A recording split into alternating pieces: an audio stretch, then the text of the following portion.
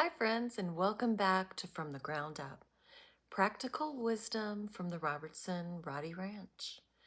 In the last episode, we talked about stress, resilience, and supporting the nervous system.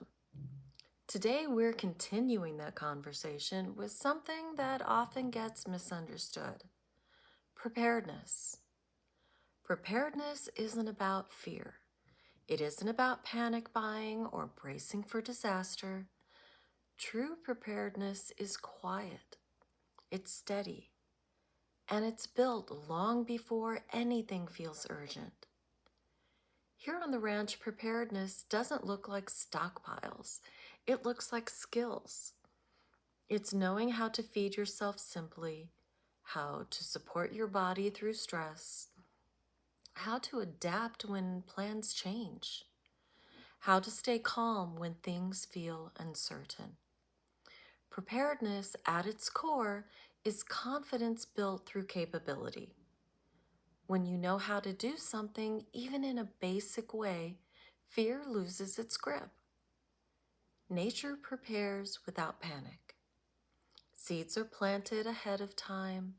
Animals gather, rest, and adjust. Nothing rushes, and nothing is wasted. That's the model that we follow here. Preparedness isn't reactive.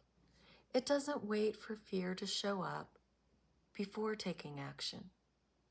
It's built slowly, intentionally, and without urgency.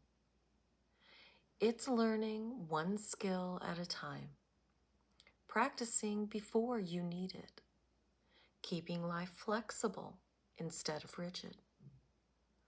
Preparedness isn't about having everything. It's about knowing enough.